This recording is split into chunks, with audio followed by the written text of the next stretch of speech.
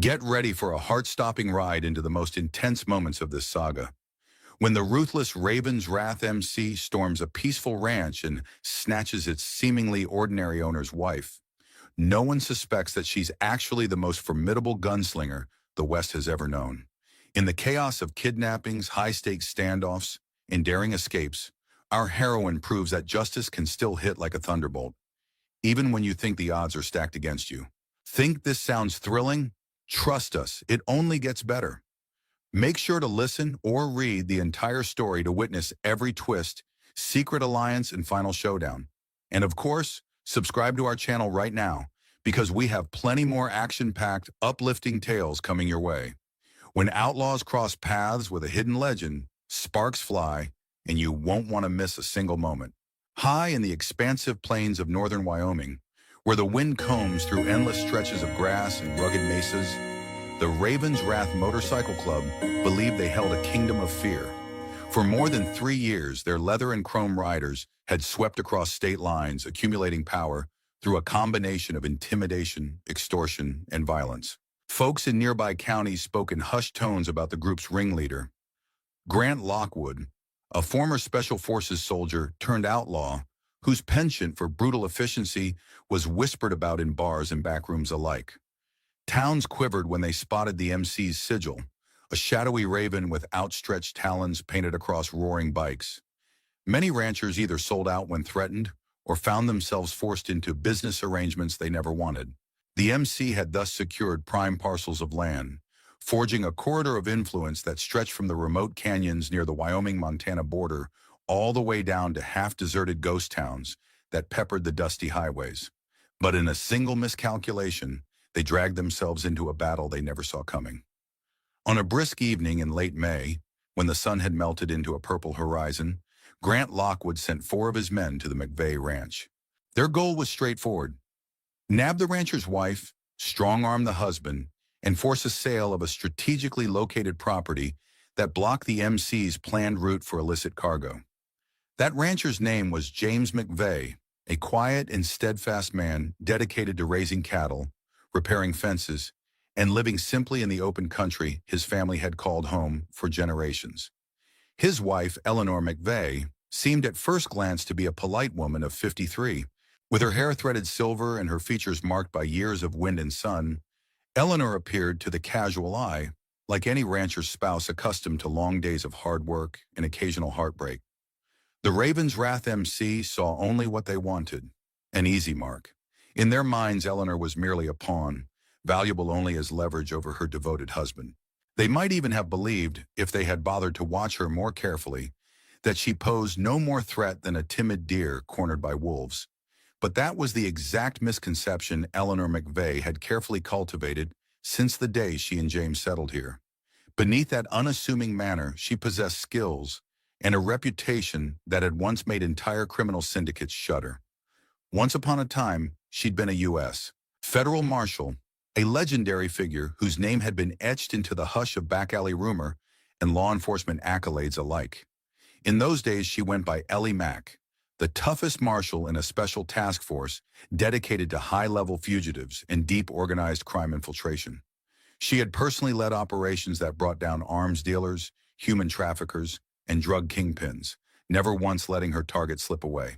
If you saw her coming, people used to say, your fate was already sealed. A decade ago, a bullet lodged in her hip during the Rio Vista operation had changed her trajectory. The crippling injury and subsequent departmental politics coerced her into retiring. She quietly relinquished the star-shaped badge and the adrenaline-charged life, choosing instead a quiet existence on the ranch with James. Among the grazing cattle and rickety barns, she found a semblance of peace. The wide Wyoming skies replaced the neon haze of stakeouts. The routine of dawn to dusk chores replaced stakeout marathons and tense negotiations with dangerous felons. Few locals guessed her past, and those who suspected were too courteous or intimidated to ask. In short, she vanished from the radar of criminals everywhere, becoming, so she hoped, a phantom in her own right. But if criminals had long memories, few had connected her new identity to the unstoppable marshal known as Ellie Mack. And so on that late May evening, 4 members of the Raven's Wrath MC Their menacing silhouettes outlined by the last embers of sunset invaded her property, convinced they were taking a defenseless rancher's wife. They had no idea they were stumbling right into the domain of a woman whose skill set was a lethal riddle, part detective, part gunslinger, and wholly unafraid to do what was necessary to end a threat. Earlier that same day, Eleanor had sensed eyes on her while she went about the ranch's daily tasks. She had walked the perimeters, counting the cattle, checking the barbed wire fence, all the while keenly aware of subtle hints of intrusion, tire tracks left behind in soft patches near the stream bed, unusual cigarette butts thrown in the dirt by the eastern fence, brands she and James had never touched, a half-smoked joint that definitely did not belong to any of the ranch hands they occasionally hired. These clues, while innocuous to many, stood out to Eleanor like bright warning flares. She'd lived this sort of pattern more times than she cared to count. In her former life, surveilling suspects had been her routine. A slight movement in the side mirror of a parked car, a faint reflection off binocular lenses from an abandoned building, or the scuff of shoes under a motel door. She had been trained to spot it all. On the ranch, nature itself gave her the advantage. Little changes in the dust, shifting patterns in how the local wildlife behaved, or fresh footprints by the feed storage told her much. By mid-morning, she was almost certain they were being watched, but she gave no sign of alarm. Instead, she continued her chores with relaxed efficiency, occasionally tipping her straw hat to the wide skies as she guided old tractor machinery across the fields.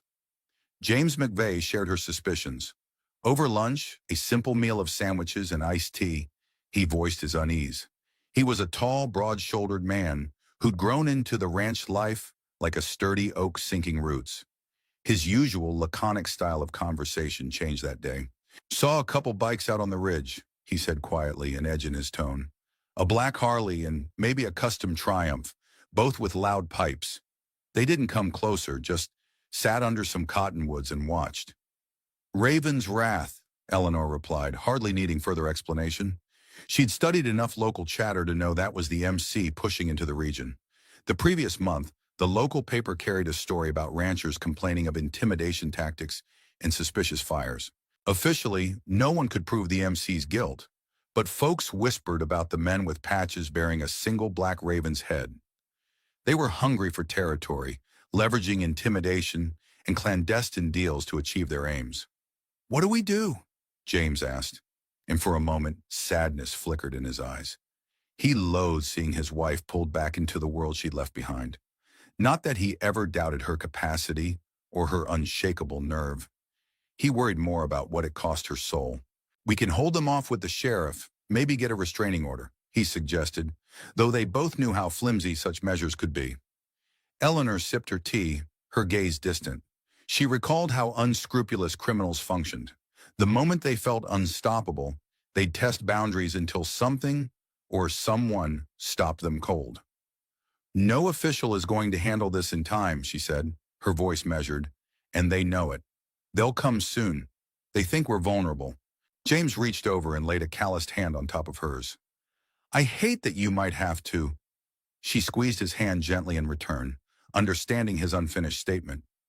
"If they come," she said, "they'll make the biggest mistake of their lives."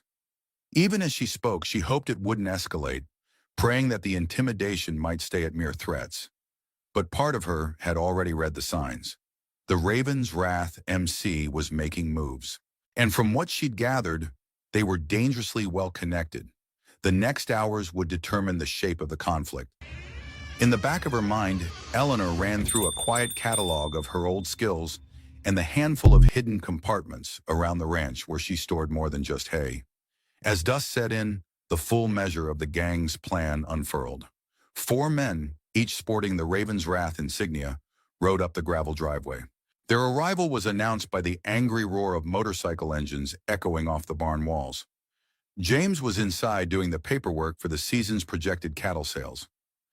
Eleanor, by design, was out in the yard, coiling ropes near a wooden post. She kept her posture at ease, as though startled but not truly alarmed. The men dismounted, forming a semicircle that pinned her near the barn door. Their leader that evening, a lean, tall figure named Darius Finch, had hair pulled tight in a ponytail and eyes that gleamed with predatory confidence. He wore fingerless gloves, his right hand bearing tattoos of stylized ravens in flight. "Eleanor McVay?" he asked, though it sounded more like a challenge than a question. She rose slowly, a coil of rope still hanging in her hands. "That's right," she replied. Her voice carried the air of a woman used to polite conversation, layered with enough steel that only the keenest observer might detect. "Something I can help you boys with?"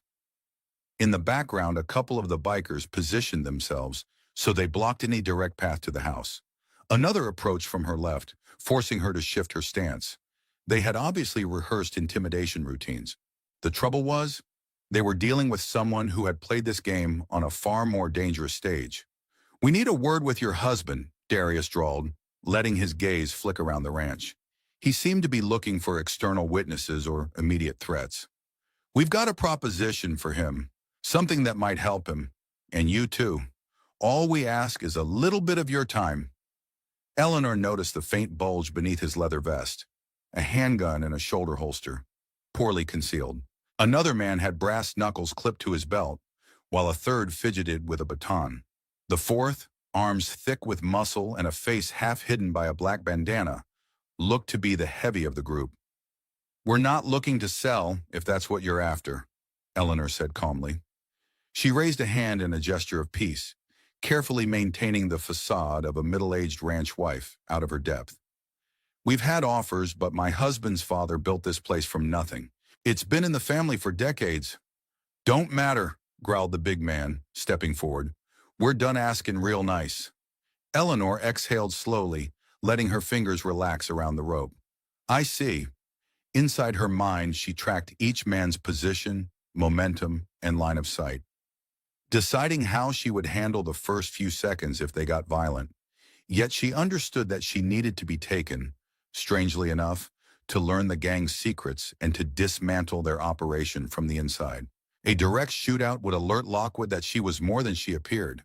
If she wanted to unravel them thoroughly, she had to let them slip into the false belief that she was just an aging rancher's wife. After a tense beat, one of them lunged. She let out a sharp yelp, half genuine surprise, half performance, as he seized her arm. Within seconds, Brass Knuckles' man snatched her coil of rope and tossed it aside. Another slapped a length of duct tape around her wrists, pulling her arms behind her back. More curses and muffled threats. Dust rose as they shoved her toward the nearest bike, apparently planning to sling her between riders like cargo. From inside the house, James heard the commotion and rushed out, heart hammering. He took 2 steps down the porch, but one of the bikers aimed a pistol in his direction. "Stay where you are, buddy," the man warned. "We just need a little time with your wife. Sign some papers for us, or else she might not come back in one piece." Eleanor locked eyes with James. He read her unspoken instruction. "Let them take me. Trust me." The ride to the Raven's Wrath hideout was short but jarring. With her wrist bound, Eleanor pressed her torso against the back of one biker while another flanked her, ensuring she couldn't attempt a reckless escape. If only they knew how easily she could have gotten free with a well-timed twist of her wrist and a quick, targeted elbow to the rider's temple. But that wasn't the plan. She let the wind lash her face, dust biting her cheeks, as they roared through back roads and twisted onto a weed-choked trail leading to an abandoned trucking depot. Situated near a dried-up creek and shielded by tall cottonwoods, the depot bore signs of recent occupation. Fresh tire marks, scattered beer cans, and a new padlock on the chain-link fence. As they drove inside the massive corrugated metal structure, she noted the high ceilings and industrial lighting rigs. The place smelled of motor oil, sweat, and stale cigarettes. A large portion of the floor had been cleared, revealing shipping crates, old pallets, and a few battered couches arranged around a makeshift bar.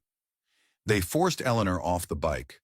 Brass Knuckles' man shoved her forward into a circle of armed bikers, most wearing the same Raven's Wrath emblem, a few sporting additional patches that signified rank or specialized roles.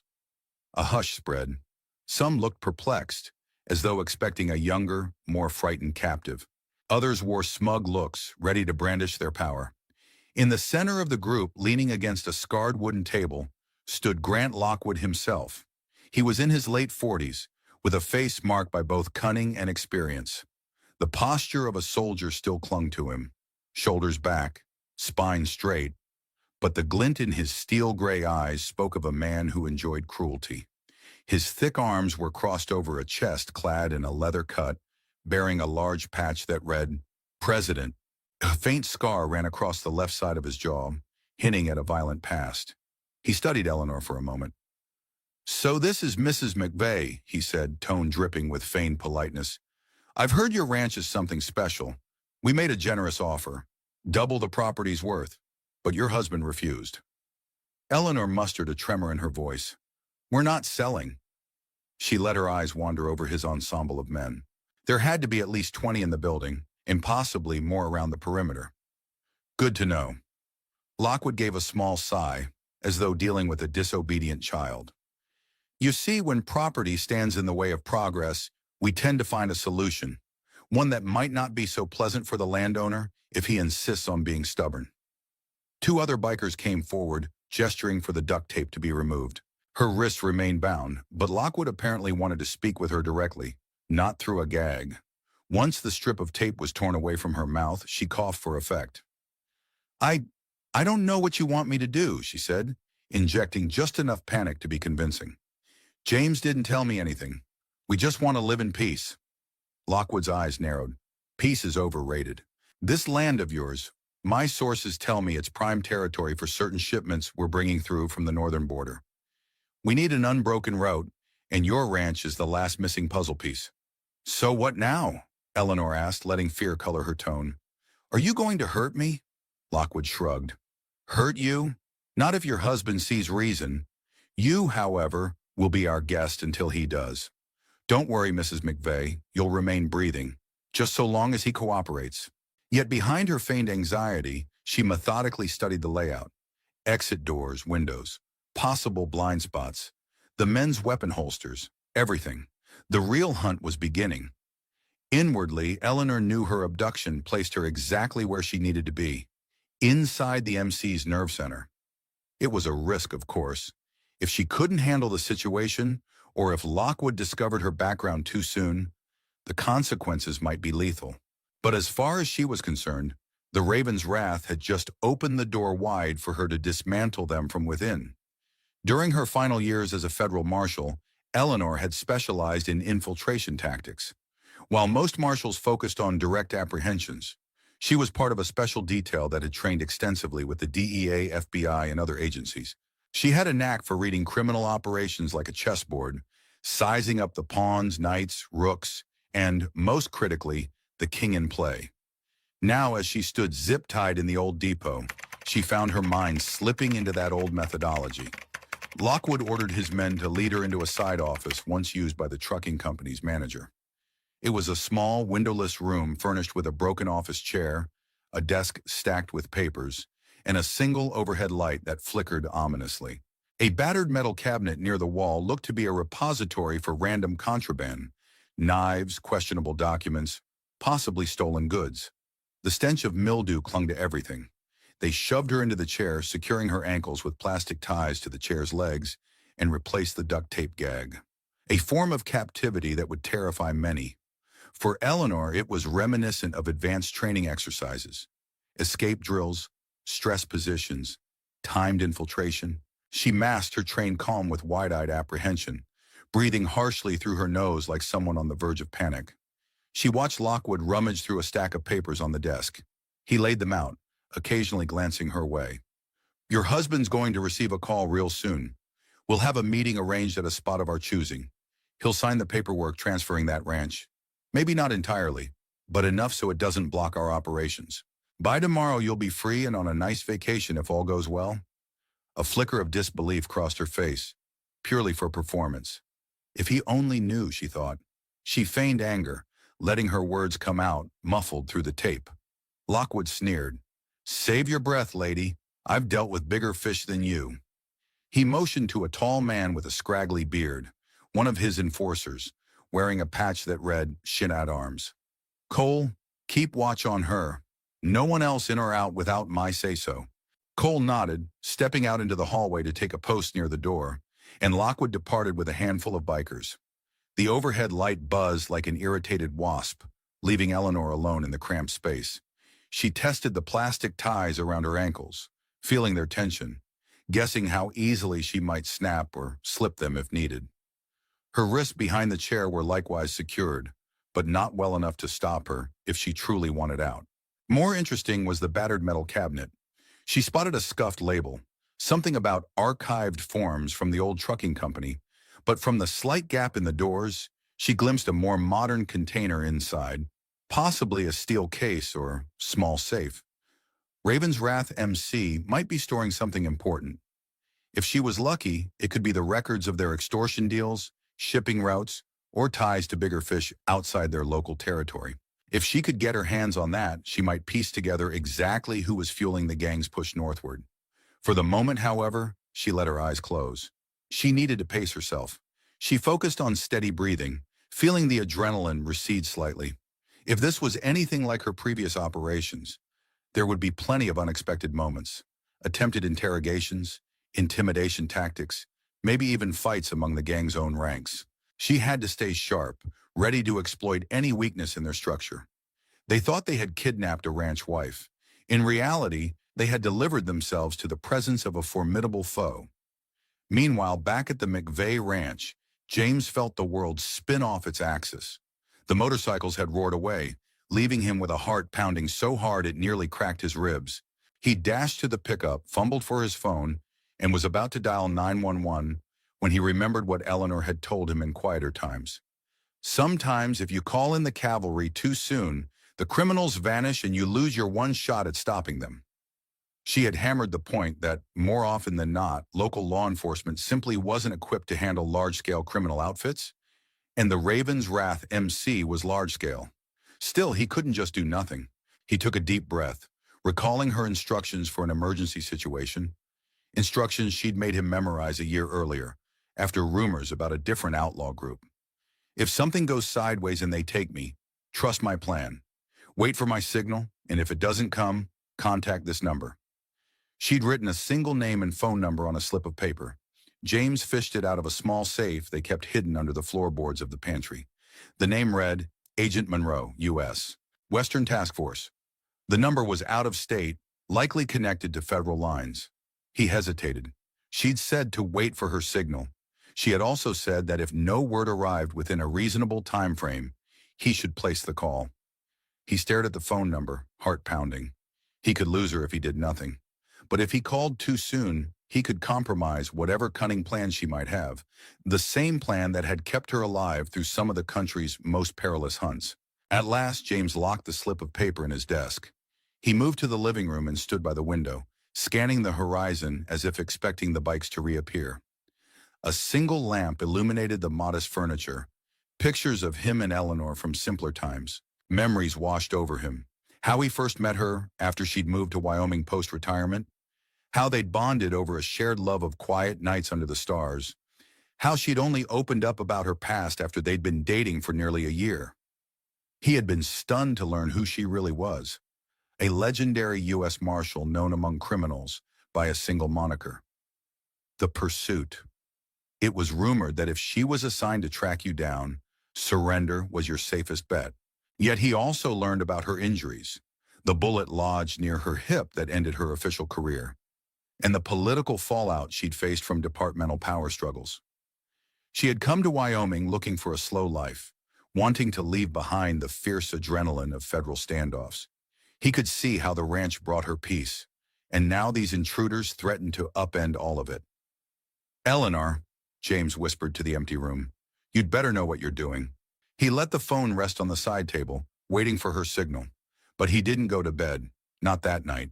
Instead, he holed up in the living room, occasionally stepping onto the porch to peer across the moonlit fields. The night was eerily calm, broken only by the cry of coyotes and the rustle of the wind in the tall grass. His every nerve vibrated, torn between the impulse to rescue her and the knowledge that she was an expert at rescuing herself. Back at the abandoned depot, the Raven's Wrath had regrouped in their main area. Outside the makeshift office, bikers lounged on battered couches or milled around a pool table near the loading dock, exchanging curses, jokes, and the occasional uneasy glance at the side office where their new captive waited. Some were rummaging through crates that seemed to contain weapons, handguns, shotguns, possibly illicit rifles. Others huddled over a laptop on a plywood table, referencing digital maps of local highways and county back roads. Grant Lockwood emerged from a corner where he had been on the phone, presumably contacting connections who made up the upper echelon of their operation. His expression was a mask of tension beneath a veneer of cocky composure. Stepping into the center of the warehouse, he caught the attention of the men. "All right, listen up," he announced, voice echoing. "We've got less time than planned. Our main contact says the shipment's coming in early. We need that corridor cleared, and the McVay ranch is critical. That means we can't let the old rancher stall us. We'll give him until tomorrow night to sign. No more." An undercurrent of worry slid through the group. A younger member, sporting a fresh patch, asked, "What about the wife? She's harmless, right? Doesn't look like the type to cause trouble." Darius Finch, who'd led the kidnapping, smirked. "Scared as a rabbit. She won't do squat." He swaggered over to a battered punching bag that hung from a steel beam, slamming his fist into it. "We keep her locked up. If the old man doesn't sign, well, accidents happen." Lockwood frowned at the flippancy. "Careful, we need her alive until the deal is sealed. Once that's done, do whatever you want. But I have a feeling we won't need to. Rancher'll cave."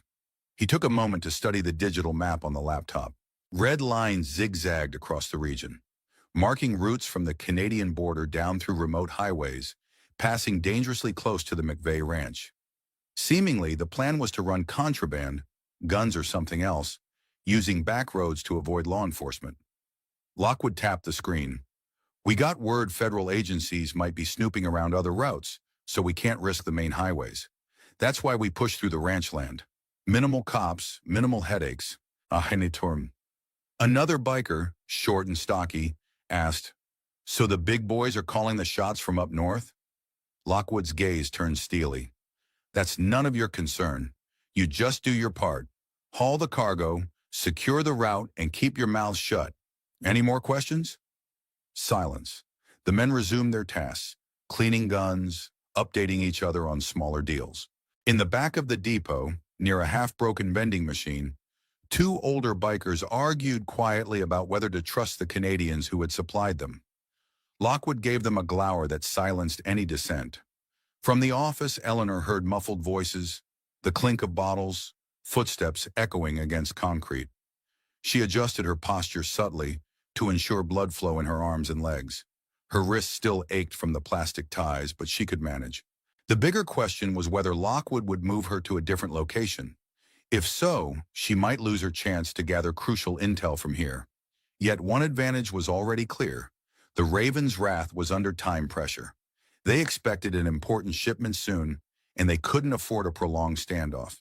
That pressure, she knew, was exactly what she could exploit. In her years of experience, when criminals felt rushed, they made mistakes. Inside the cramped office, Cole peeked through the door to check on Eleanor. She gazed back at him, eyes wide, playing the part of a frightened hostage. Her gag muffled her forced whimper. The guard smirked, stepping in. "Thirsty?" he asked, pulling the duct tape from her mouth. She coughed, nodding vigorously. He offered a small plastic water bottle, pressing it to her lips. She drank greedily, half out of genuine need and half to keep him relaxed, lowering his guard. Then he yanked the bottle away, sending a little water dribbling down her chin. Cole wiped the spillage from her face with a bandana in an oddly intimate gesture. "Don't make a scene," he warned, although her current posture made it tough to cause any ruckus. He took a seat on the desk, crossing his arms, taking the moment to size her up. "I've seen frightened folk before. Some cave in right away, spill whatever secrets they know. Others stay silent, hoping for a miracle." He tapped a pack of cigarettes against his palm, pulling one out. "Which type are you?" She put on a trembling voice. "I don't have any secrets. Please, we just own the ranch. We're not part of anything." He lit the cigarette, blowing a cloud of smoke that curled around her face. "That's what everyone says. But if you're lying, Lockwood will figure it out. He hates surprises." Cole took a moment to scrutinize her features. "You're older than most we snatch, but there's something about you. A spark in your eye." She forced a short, nervous laugh. "A spark? I'm just a ranch wife. I don't know anything." His lips tightened. "You better hope you're telling the truth." 'Cause if you're not, well, he turned to glance at the metal cabinet. There are ways to get answers. Lockwood had a contact overseas who taught him some nasty tactics. Her heart rate stayed steady. She recognized a typical intimidation routine. I won't give you trouble, she said softly. I only ask that you don't hurt me. Cole stood and flicked the cigarette butt into a corner. He reached behind the chair, checking the zip tie around her wrist to ensure it was still secure. I'll be right outside, he told her. Shout if you need something. His face twisted in a mocking grin. Not that shouting'll help. Once he left, Eleanor let out a shaky breath. Not from fear, but from relief he'd taken her bait. As the door clicked shut, she immediately returned to scanning the small office. She noted that Cole, in his confidence, had positioned himself on the desk, giving her a glimpse of some scattered papers. They appeared to be shipping manifests, half covered by a spiral notebook. She caught sight of partial names, addresses, plus words like ship date and due north. Possibly the very details she needed to confirm the bigger operation behind the MC. Before her abduction, she had suspected the Raven's Wrath was more than a local terror. They had to be cogs in a larger network, guns, maybe drugs, or some type of contraband that required an unobstructed pipeline. Now the puzzle pieces were clicking into place. The corridor Lockwood mentioned, the urgent phone calls referencing a shipment, and these suspicious documents. If she could only get free, if even for a moment, she might uncover enough proof to bring down not just Lockwood, but whoever was bankrolling him. Out in the main area, tension escalated as the night deepened. A half-dozen more bikers arrived in pickups loaded with crates. They spoke in low, anxious tones about border crossings and rumored federal agents scouting around. Lockwood directed them to stash the crates in a fenced-off portion of the depot, where a forklift operator, one of the MC's more useful recruits, piled them behind a camouflage of old pallets. Occasionally, a heated argument broke out as men questioned the risk of moving so many goods so fast. We're pushing our luck, barked a man in a battered brown leather jacket. Too many eyes on us.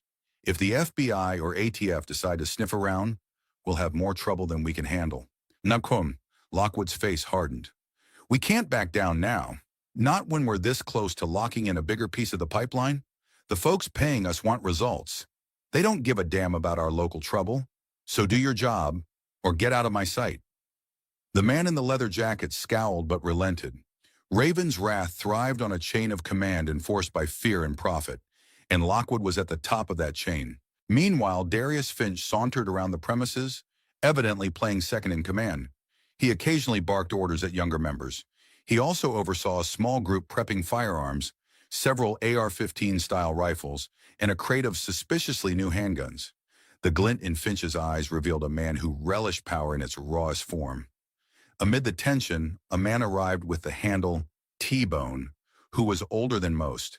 His leathers were patched with insignias from beyond the Raven's Wrath, hinting at a tangled history in the outlaw world. He took Lockwood aside for a whispered conversation. Eleanor couldn't hear their exact words, but from the quick glances they cast at the closed office door, she guessed it was about her. Lockwood appeared to be questioning T-Bone, who shook his head and shrugged. Possibly T-Bone had heard rumors about the McVays, or was uncertain if kidnapping the wife was wise.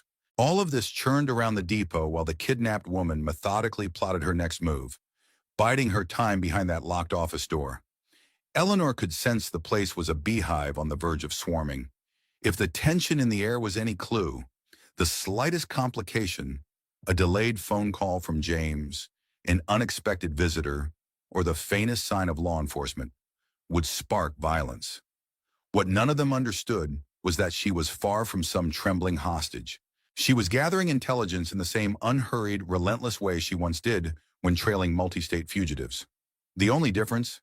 Back then, she had the U.S. Marshal's support, albeit with some layers of politics.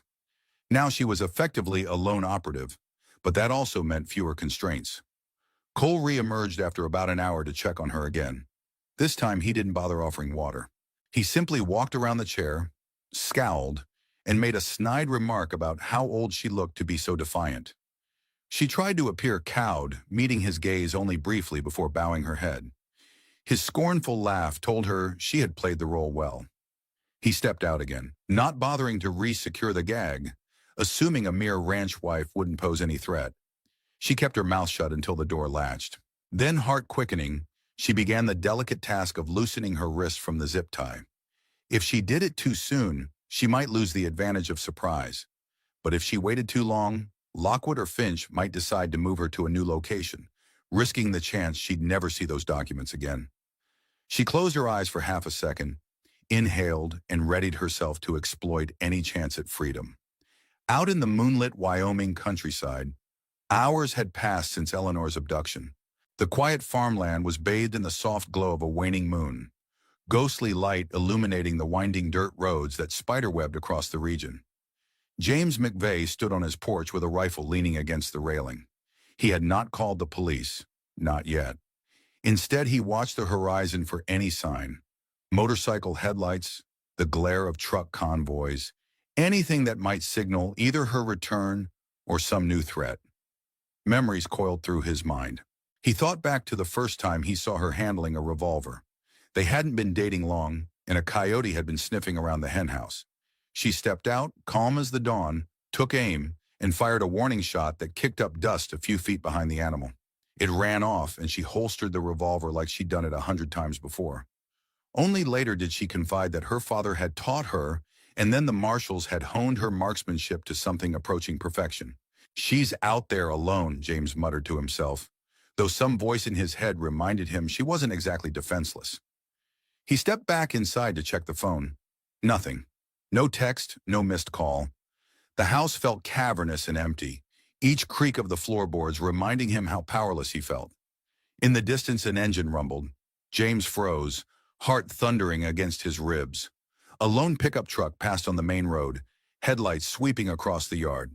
It drove on, disappearing into the darkness. With a shuddering breath, he realized he couldn't endure simply standing around, waiting for the unknown. He grabbed the slip of paper labeled Agent Monroe. If an entire night passed with no word, he would place the call at dawn. That had to be the limit. His mind drifted back to the intimate details Eleanor shared about her final year on the job. The investigations that led her deep undercover in a cross-border sting, codenamed Bright Talon. She had told him how she felt disillusioned by the political meddling at higher levels, how certain critical leads were suppressed, how some officials even threatened her to keep quiet when she uncovered connections to powerful individuals. That fiasco set the stage for her early retirement, though it was officially pinned on her injuries. "Sometimes the worst criminals aren't out on the street," she'd said. "They're in offices wearing suits, pulling strings." Given that the Raven's wrath had grown so bold, James suspected they might have deeper ties to the same kind of shadowy power brokers Eleanor once battled. Maybe that was part of why she believed her personal approach, getting close, turning their own arrogance against them, was the only way to uproot the problem. Yet a sliver of doubt gnawed at him. What if Lockwood was more dangerous than they realized? What if he had connections that could tip the scales even against a seasoned ex-marshal? Did her old contacts even know she was in trouble? She had always been so fiercely independent, refusing to rely on departmental rescue. But maybe this time was different. Unable to shake off the anxiety, James did a final patrol of the ranch. He checked the barn, the storage sheds, ensuring all was locked. Then he set up a small camp chair by the front door and sat with the rifle across his lap, forcing his eyelids to stay open. If the Raven's wrath returned, he wouldn't be caught off guard. Meanwhile, he prayed that wherever Eleanor was, her unstoppable determination had not faded in these quiet years. Because if she was half as formidable as she'd once been, then the Raven's wrath had just signed its own death warrant. Morning light filtered through the cracked windows of the abandoned depot, illuminating its dusty interior in a ghostly haze. The Raven's Wrath Motorcycle Club, scattered across the main floor, stirred from makeshift sleeping spots, some dozing upright against crates, others sprawled on old couches that had seen better days. In the adjacent office, Eleanor McVay was very much awake, her arms and legs still bound. She ignored the soreness in her muscles and focused on the opportunity daylight might bring. She knew that morning usually roused a criminal operation into renewed activity, which meant potential slip-ups, potential gaps in their watchfulness.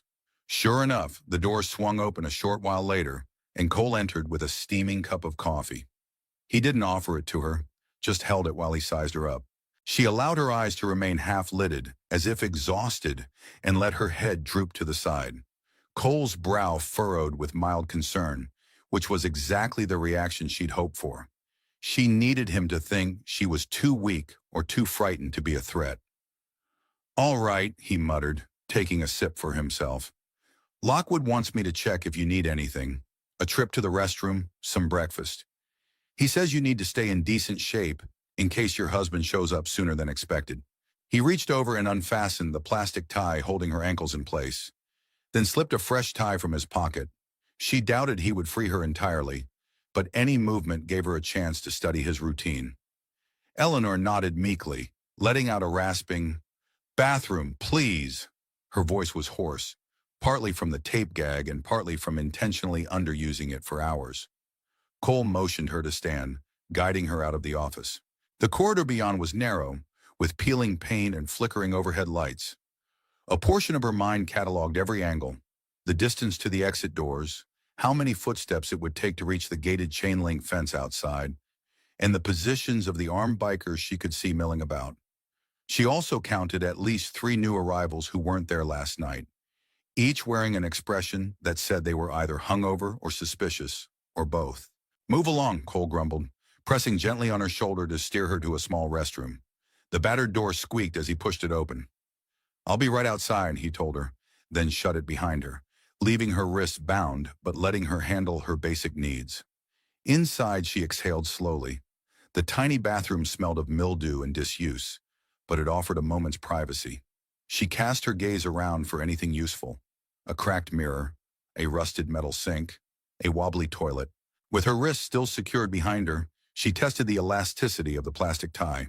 She'd already weakened it in the night by rubbing it against the chair's sharp edge, but she hadn't broken it yet, not wanting to tip off Cole if he noticed.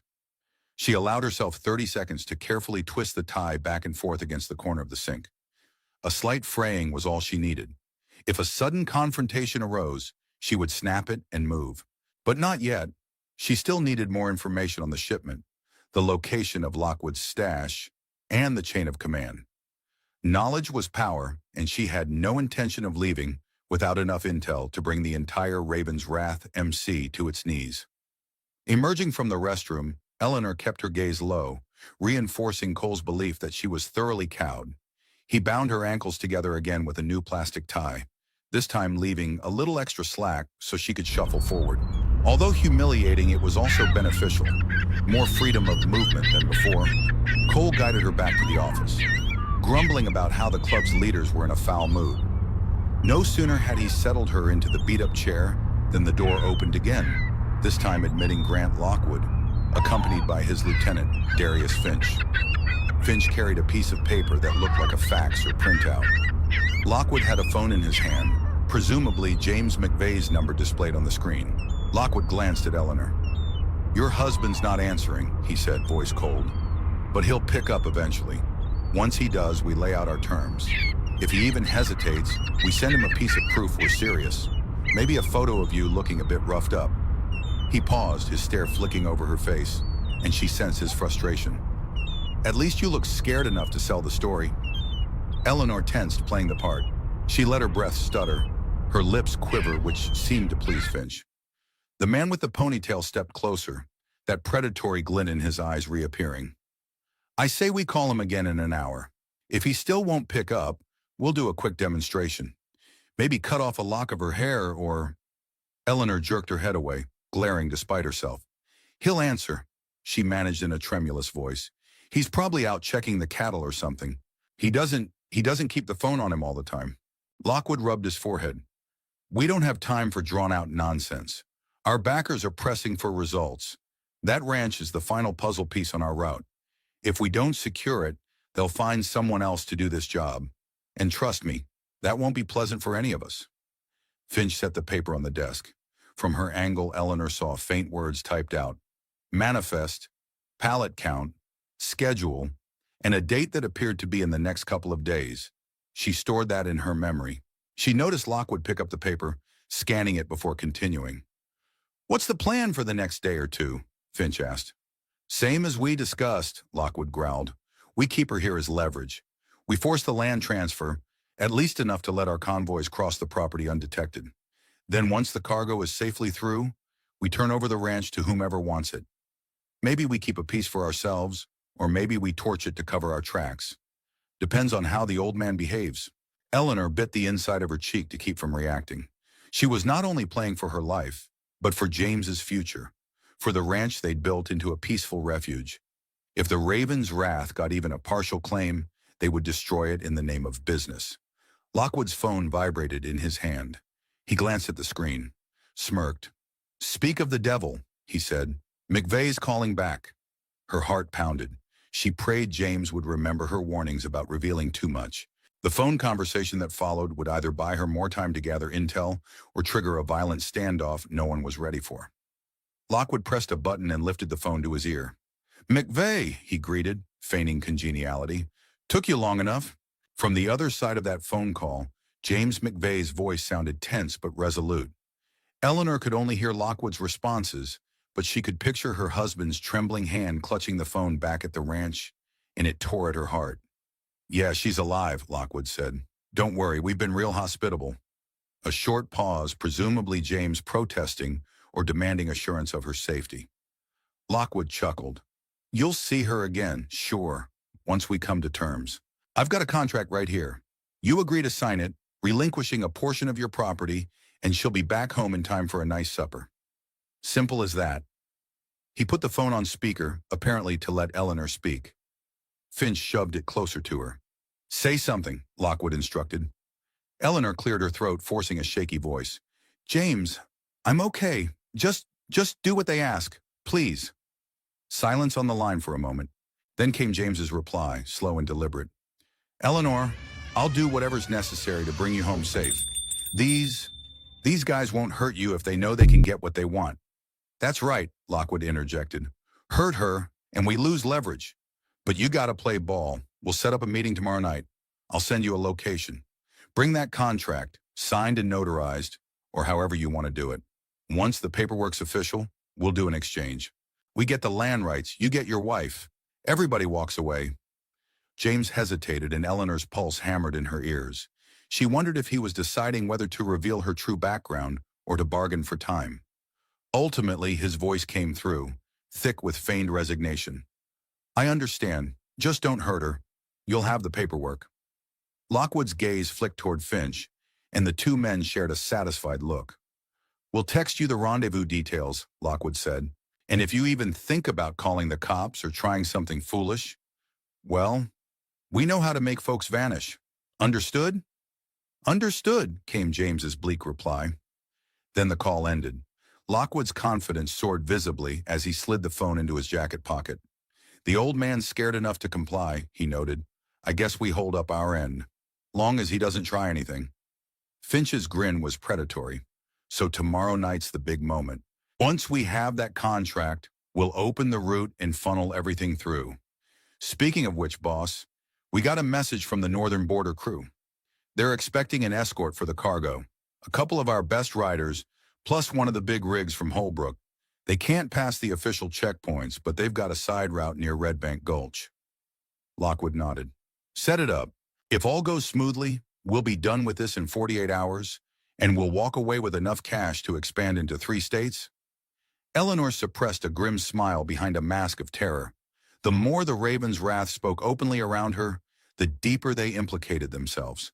She just needed a way to send the vital details, locations, times, the big players, to someone who could coordinate a takedown. If her old friend at the U.S. Western Task Force, Agent Monroe, was still in play, all these leads could be the final puzzle pieces to break the entire ring. But for that to happen, she first had to escape their watchful eyes or orchestrate a scenario where she could pass on the intelligence. Tomorrow night's meeting might be the perfect opportunity, if she survived until then. Afternoon shadows lengthened inside the depot as the Raven's Wrath MC continued their frenetic preparations. The forklift beeped incessantly, moving crates labeled with cryptic codes. Men brushed past each other, sometimes bickering about territory or who deserved a bigger cut of the upcoming payday.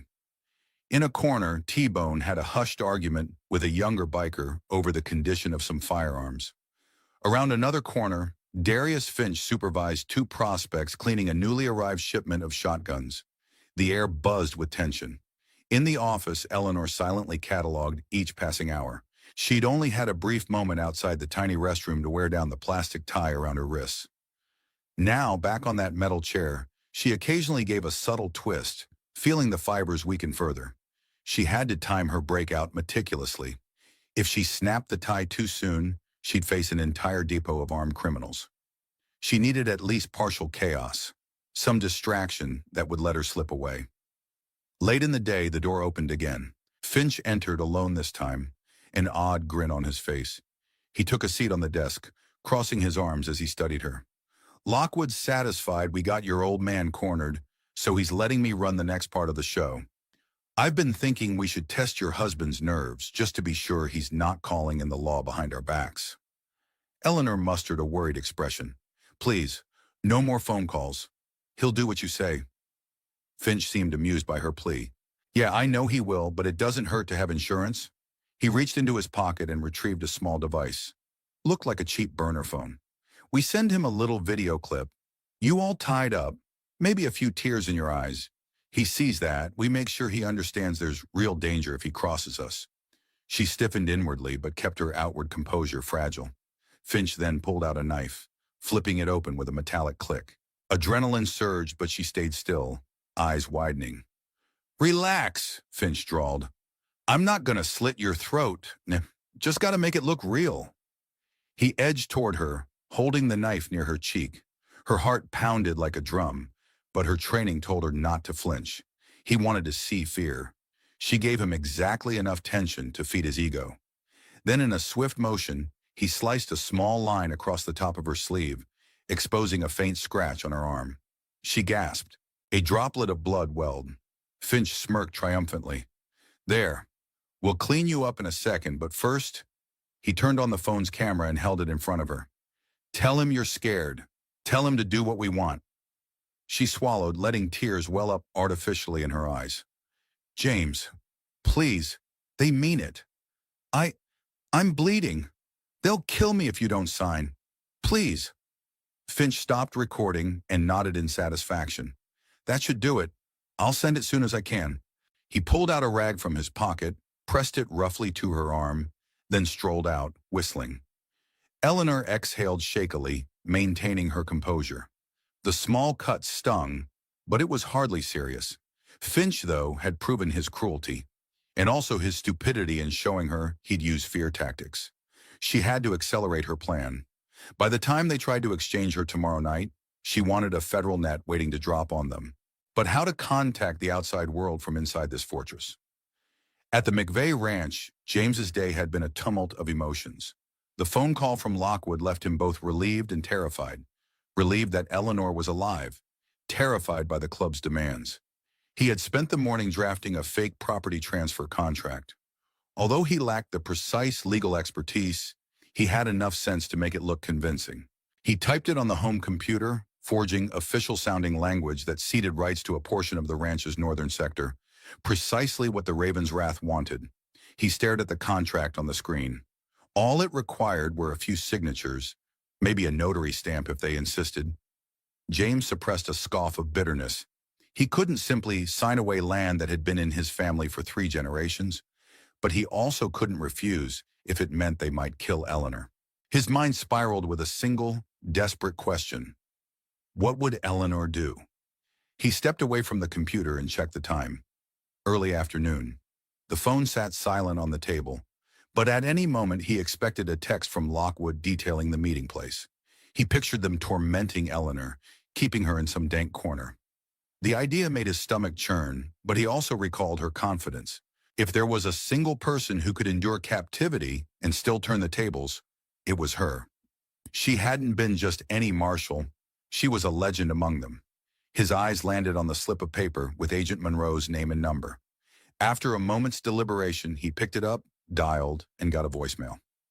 Keeping his voice low, he left a message. "Agent Monroe, my name's James McVay. You don't know me, but I'm calling on behalf of Eleanor, Ellie Mack, you might remember her. She's in trouble with a local MC gang. They've kidnapped her. She told me to wait for her signal, but I need someone to know what's happening. Call me back as soon as you can." He hung up and stared at the phone, a swirl of anxiety in his gut. Maybe it was a mistake, maybe not. If Monroe got the message, it could be a lifeline.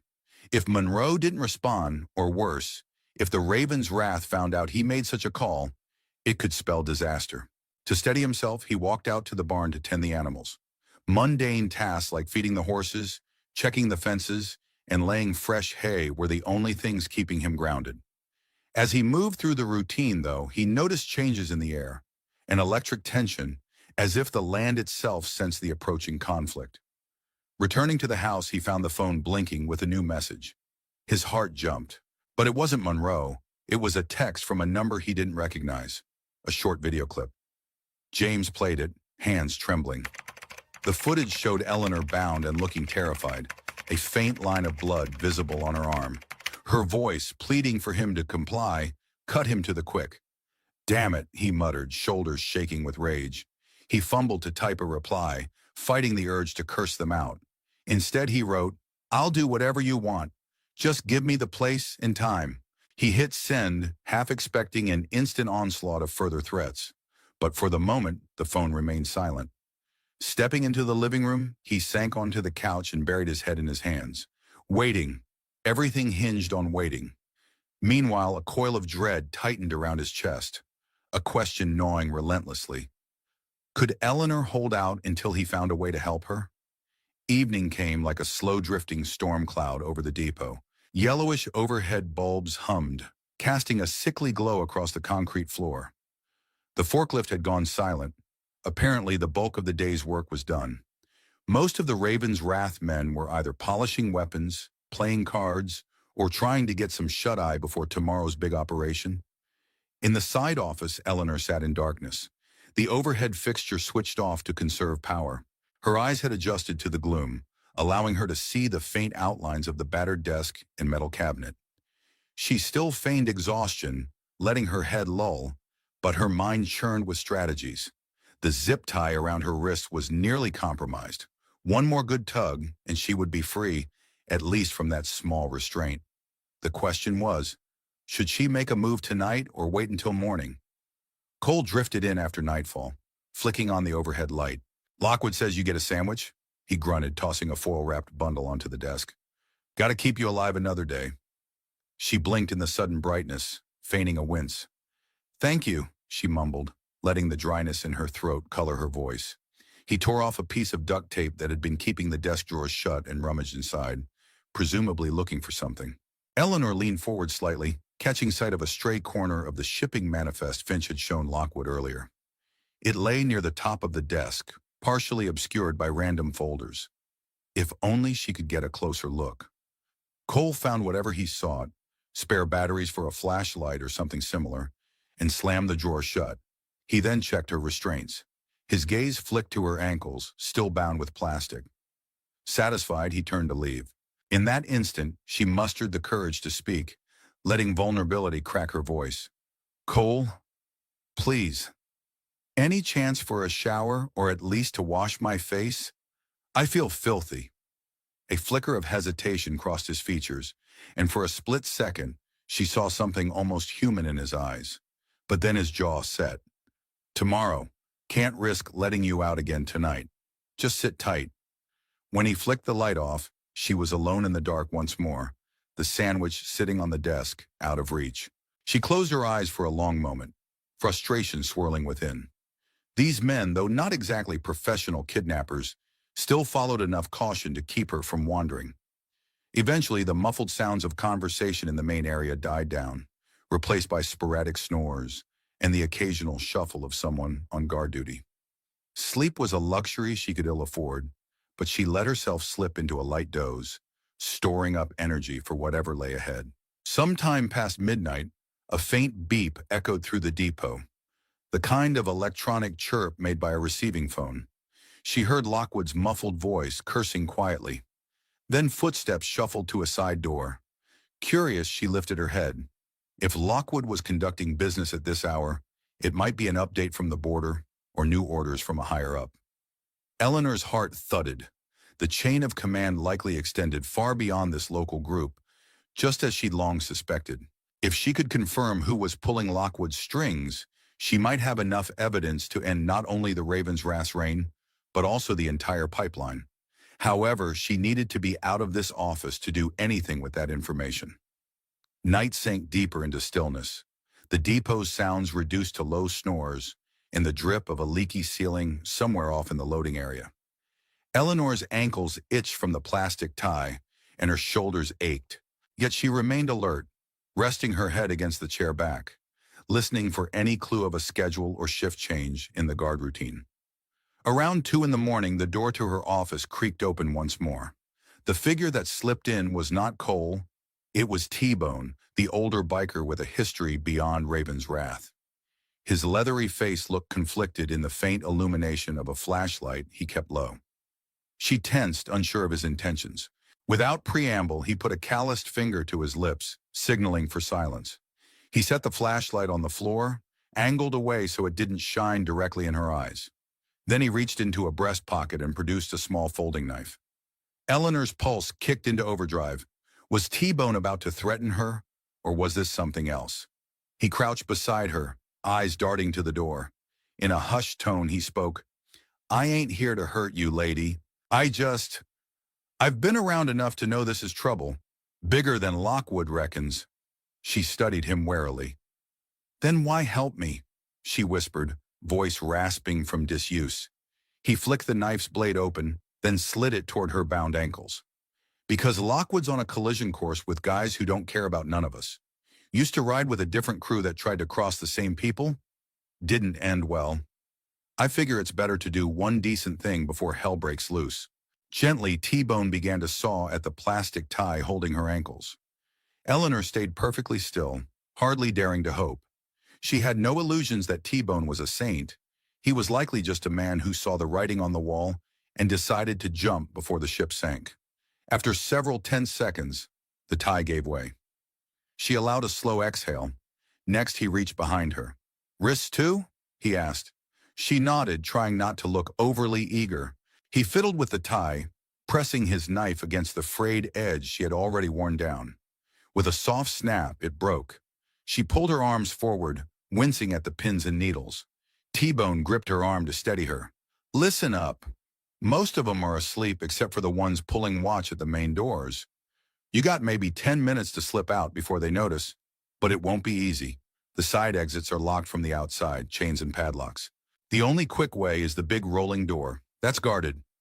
Eleanor took a shaky breath, her mind racing. "I need information first. A shipping manifest, addresses, something that proves who's backing Lockwood." She glanced at the desk. "They've got documents in there. If I can get them..." He frowned. "You're risking your neck for papers?" "It's bigger than me," she replied firmly. "If I only escape, they'll set up elsewhere. Keep smuggling God knows what. People will keep getting hurt." T-Bone's eyes flicked toward the desk. "You better be quick." She stood, ignoring the needles stabbing her legs as blood flow returned. Swiftly, she rummaged through the scattered papers. Her heart hammered so loud she was sure someone outside would hear. She found partial shipping manifests, a couple of phone numbers scrawled on sticky notes, route maps that indicated crossing points near the Canadian border, and coded references to extended cargo. Cowboy stuffed everything into a small manila folder. T-Bone sighed. "Be careful. Once you slip out, you're on your own.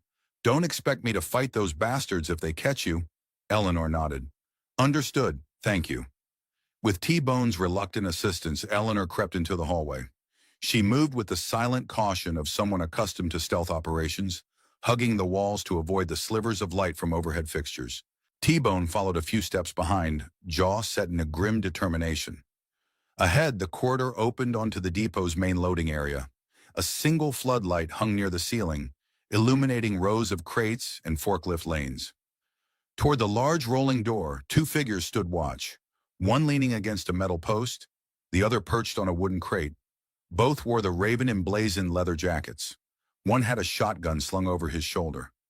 Eleanor's gaze scanned for an alternate exit. T-Bone had said the side doors were chained from the outside. Maybe she could slip beneath the half-raised rolling door, but it was likely locked in place. Also, crossing the open floor without being seen felt near impossible. She gestured for T-Bone to step back. Then they ducked behind a stack of crates. She whispered, "Any other route? Maybe a ladder to the roof?" He considered, chewing on his lower lip. "There is a catwalk up top, runs to a back maintenance hatch. But that hatch might be locked or rusted shut. You want to try? Be my guest. Probably your best bet if you want to avoid gunfire." Nodding, she slipped away, hugging the edges of the crates. T-Bone lingered behind, murmuring that he'd try to create a small diversion if the guards started paying too much attention. Eleanor thanked him with a tight smile, then carefully ascended a metal ladder that led to a walkway overhead. Her injured arm throbbed where Finch had made that shallow cut, but she pushed past the pain, focusing on each rung, each quiet step. The catwalk was old, pitted with rust, and it groaned softly under her weight. She paused each time it creaked, breath held, scanning below for any sign the guards had noticed. The only light up here came from the distant flood lamp, leaving the corners in near darkness. She inched along until she found the hatch T-Bone mentioned, a square metal door in the ceiling, secured by a long unmoved latch. Setting the stolen folder down for a moment, she pressed her palm against the latch. It was stiff, likely rusted. She cursed silently, applying pressure. A faint scraping sound echoed as it gave an inch. Heart hammering, she paused, worried the noise had been too loud. Below, one of the guards paused mid-conversation, glancing upward. Eleanor flattened herself on the walkway, pulse roaring. The man muttered something about rats, then resumed his idle chatter. Carefully, she jiggled the latch again. It moved another inch. She repeated the process, shifting it back and forth, until at last it swung free with a screech that felt deafening in the stillness. She froze, certain the entire depot must have heard it. Sure enough, a startled shout rose from below. The guard with the shotgun stepped forward, scanning the gloom. "Hey, did you hear that?" Eleanor's heart pounded. She needed to move. Grasping the metal handle, she heaved the hatch upward. The cool night air rushed in, carrying the scent of freedom, but also the possibility of exposure. She grabbed the folder, hoisting herself through the opening. Before she could fully emerge, a blast of gunfire erupted from below.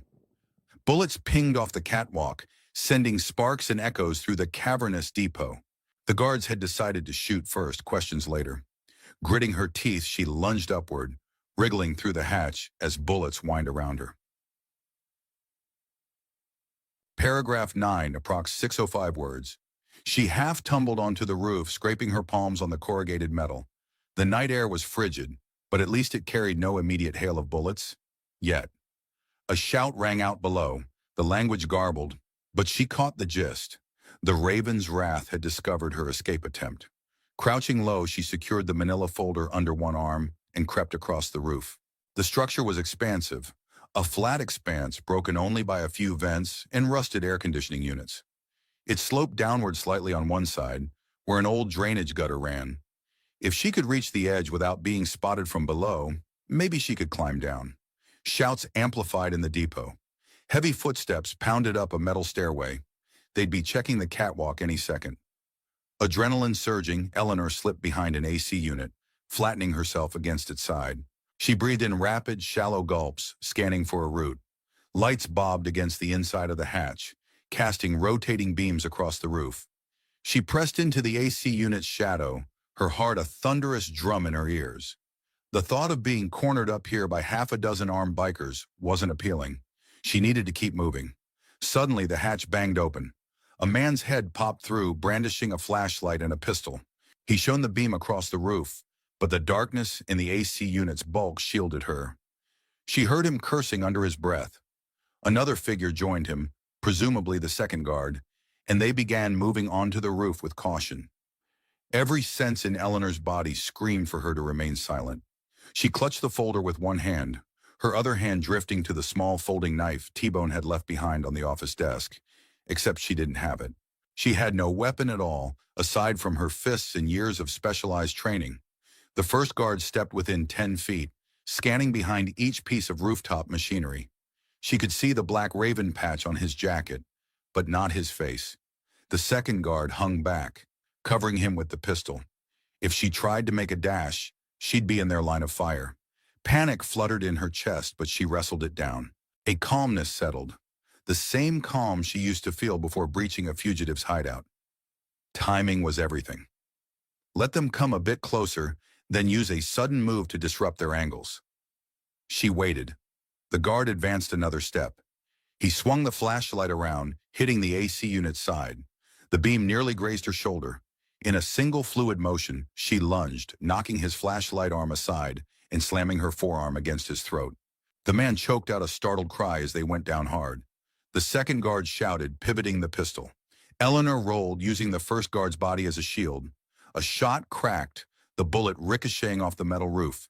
She delivered a sharp strike to the pinned guard's temple, leaving him limp. Then, with no time to think, she wrenched the pistol from his belt. The second guard fired twice more, muzzle flashes lighting the darkness. One bullet skimmed Eleanor's right shoulder, a hot lance of pain. She gasped, but forced herself to roll again. She raised the captured gun, aiming, but her moral code refused a lethal shot unless absolutely necessary. Instead, she fired toward his legs. He yelped and collapsed, the pistol clattering from his grip. Breathing ragged, Eleanor scrambled upright. Blood trickled down her arm. She still clutched the folder. She heard more voices from below echoing in the depot, footsteps pounding up the interior stairs. She had maybe seconds before more men appeared. With the guards momentarily out of commission, Eleanor sprinted toward the roof's edge. Her right shoulder throbbed, and warm blood dampened her sleeve.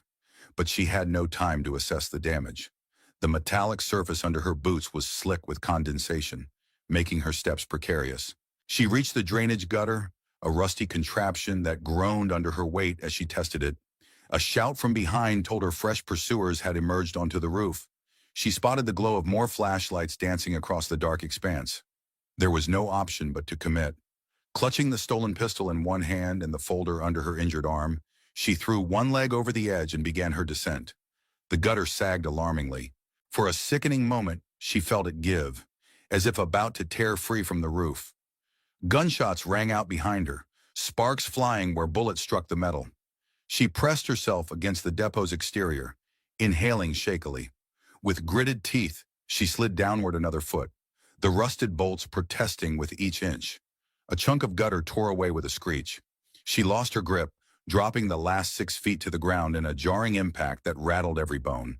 She landed awkwardly on her injured shoulder, gasping as pain flared. But she was free of the roof, outside the depot. Pulling herself up, she forced her legs into a run. The chain-link fence loomed ahead. She scanned for an opening. To her right, a battered side gate was padlocked, but the fence itself had a gap near the bottom, likely from age or from the bikers cutting corners on repairs. She dove for the gap, pushing the folder under first, then squirming through. The jagged edges tore at her jeans. Another bullet whined overhead, but the darkness in the fence gave her partial cover. Gaining her feet on the other side, she staggered into the open field. The night was a moonless void, with only distant starlight to guide her. She had no sense of direction except away from the depot. A high ridge loomed to the west, if she recalled the terrain correctly. That might provide some vantage point or concealment. Without pause, she sprinted across the uneven ground, boots pounding, the folder clutched to her chest. Shouts rose behind her, Lockwood's voice among them, furious and seething. Headlights flared, the roar of motorcycle engines cutting through the stillness. She risked a glance back. A pair of bikes peeled out from the depot, heading in a wide arc to intercept her. They'd see her in the open field soon enough. Desperation fueled her limbs. The ridge was half a mile away, maybe more. With a bullet wound and an exhausted body, outrunning motorcycles across open terrain was impossible. She needed another plan. Spying a shallow depression in the ground to her left, likely an old irrigation ditch, she veered that way, hoping to lose line of sight temporarily. Her heart hammered like a blacksmith's anvil. The folder's contents were essential for stopping the entire operation. If she got captured again, they'd likely shoot her on the spot. No more playing nice. Gasping for breath, she dove into the ditch, pressing herself flat. The cool mud soaked her clothes, but she welcomed the camouflage. Bikes sped past, beams sweeping over the night. She heard curses, commands, talk of fanning out. Keep calm, she told herself, fighting the tremor in her injured shoulder. They might pass right by. She braced for the possibility of a close-range confrontation, her stolen pistol gripped tight. And as the thunder of engines circled ominously, Eleanor McVay, ex-federal marshal, unstoppable hunter, lay still as a predator in the grass, waiting for the next move in this deadly game of cat and mouse. The pre-dawn sky had a deep cobalt hue, offering precious little illumination. Eleanor McVay lay nearly submerged in a shallow irrigation ditch, her body half-caked in mud, and her right shoulder burning where a bullet had grazed her hours ago. The folder she'd stolen, the one containing evidence about the Raven's Wrath Motorcycle Club's entire operation, remained clutched to her chest like a lifeline. Above the ditch, she heard the thunder of motorcycle engines, headlights crisscrossing in frantic sweeps. Men's voices rose in terse, urgent commands. A few curses carried over the cold night air. She sensed their frustration. The last thing they'd expected was that the meek ranch wife in captivity would slip away with crucial documents in hand. She dared a slow peek over the ditch's edge. Headlights slanted across nearby fields, scanning in wide arcs. One beam revealed the shape of a motorcycle crawling through the dark, the rider scanning the ground with a flashlight while steering one-handed. At a glance, she recognized him as Cole, her occasional jailer back in that office. He looked tense, hunched over the handlebars. Not far behind him was Darius Finch, the second in command who relished intimidation more than common sense. Finch's posture screamed anger and desperation. Eleanor's heart rattled in her ribcage. There were at least half a dozen bikers out there. On foot, she stood little chance if she came into open view. Yet she also couldn't remain pinned in the mud indefinitely. The slightest dawn glow would turn the ditch into an obvious hiding spot. Already the horizon was pale enough to betray silhouettes. If they caught her with the incriminating papers, it would end in gunfire, guaranteed. Gritting her teeth, she took inventory of her injuries. Her shoulder oozed blood, though it seemed the bleeding had lessened. A stinging line on her arm, courtesy of Finch's knife, had dried in the night air. More than that, fatigue weighed on her like an anchor. Even so, she forced herself to remain mentally sharp, just as she had during countless stakeouts in her martial days. A single miscalculation could be fatal, but a single bold move might be her salvation. She crept farther along the ditch, the mud sucking at her boots. After about 20 yards, the trench angled around a slight bend, leading to a cluster of overgrown shrubs. Perfect. She slithered forward, ignoring the protest of her exhausted muscles. While the roar of the motorcycles grew louder behind her, she reached the shrubs and tucked herself into their prickly branches. From this vantage, she glimpsed the wide expanse of field leading to the ridge, which remained a daunting half-mile away. The bikers roamed in near-random patterns, but she could see they were converging. Grant Lockwood's voice, distinct in its bark, cut through the engine's rumble. "Spread out. She's on foot. Might be injured. If you spot her, don't let her slip away again." For a brief moment, she wondered if T-Bone had managed to fade into the background after helping her. She owed him, but there was no time to dwell on that now. Another headlight swept close. She flattened into the wet earth, heartbeat thrumming. The last time she'd felt this precarious was years ago, in a different infiltration gone sour. But unlike then, she had no backup on the perimeter. It was just her wits, some stolen evidence, and a stolen pistol with fewer bullets than she cared to count. She inhaled slowly, calming her nerves. There was a break in the search pattern. 2 motorcycles were circling to the east, leaving a narrow lane across the field that was momentarily free of moving headlights. If she moved swiftly and quietly, maybe she could slip through. She clung tighter to the folder, steeled herself, and prepared for the gamble. James McVay, meanwhile, had spent a second sleepless night on the ranch. He paced the living room as dim morning light began creeping through the windows. Each hour since midnight had passed with his phone silent. No further calls or texts from Lockwood. He kept half expecting to receive fresh threats or demands, but none came. That silence gnawed at him, fueling a knot of dread that twisted deeper into his stomach. In the far corner of the living room, the television droned with early news, but it offered no information about local shootouts or big arrests. The rumor mill in these remote regions often stayed quiet until the authorities made official statements, assuming the authorities got involved at all. James had left a voicemail for Agent Monroe the previous day, yet no callback materialized. Perhaps Monroe was off the grid, or his message had been missed in a flood of federal communications. He thought about driving to the sheriff's office in the nearest small town. But then he remembered how Eleanor had warned him that the local sheriff was in over his head with bigger criminal syndicates, and that alerting local law enforcement prematurely might actually jeopardize her plan. Still, how much longer could he hold off? As if conjured by his rising anxiety, the phone buzzed. He scrambled to grab it, heart hammering. The caller ID showed an unknown number. "Hello?" he answered, voice tight. "Is this James McVay?" a gravelly voice asked. "Yes. Who's this?" A pause, then, "Name's Monroe. Agent Monroe, U.S. Western Task Force. I got your message." Relief cascaded through James, nearly making him stagger. "Thank God," he breathed, sinking onto the couch. "My wife, Eleanor, she's been kidnapped by a biker gang called the Raven's Wrath. They demanded I transfer part of my land, but she's not exactly helpless. She told me to wait for her signal, but it's been almost 2 days." Monroe let out a soft grunt. "I know who Eleanor is, all right. Worked with her once. Years back. One hell of a marshal. You said they want your land?" James explained the situation in a rush. How the bikers planned to run illicit cargo across the ranch. How they'd taken Eleanor, the phone call forcing him to prepare a fake contract, the ominous video.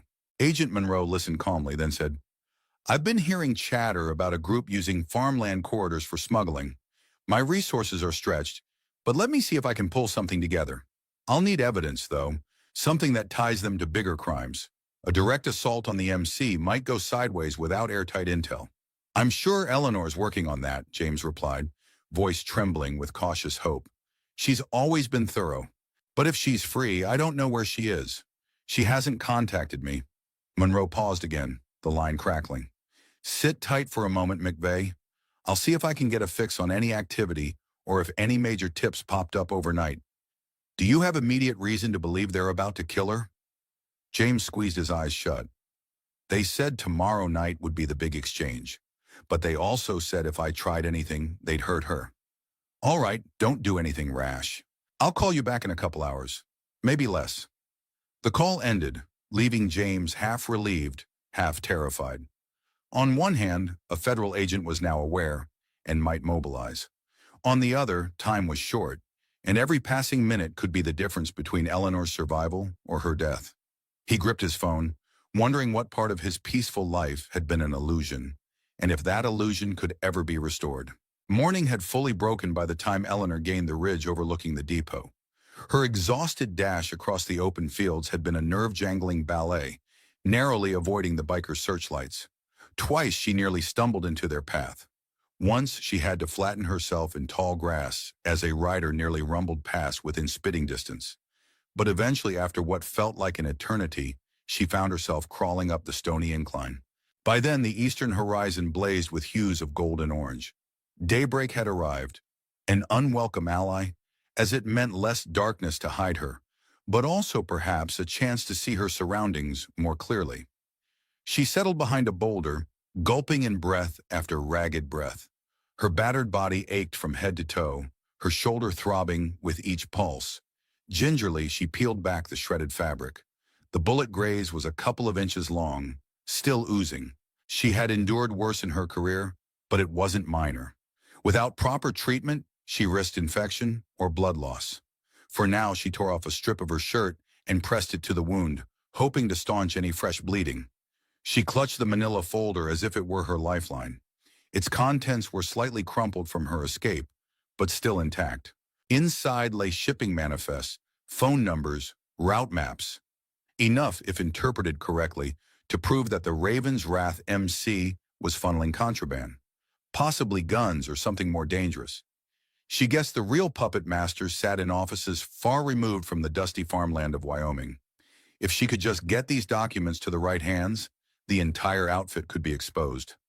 Surveying the valley below, she spotted signs of the bikers scouring the terrain. Their search parties had begun to fan out even farther. At least 2 trucks were idling near the depot's perimeter, and she could make out the faint glint of binoculars as one of the men scanned the ridgeline. She instantly ducked, pressing flat to the boulder's side. Time was short. They might soon realize she had too big a head start to be caught in the immediate fields.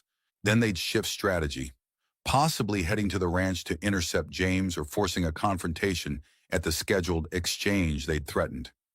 She had to move before Lockwood and Finch decided the best solution was to scorch the earth and vanish. Her phone, of course, remained behind in the depot, confiscated upon her kidnapping. She had no direct way to reach James or any law enforcement.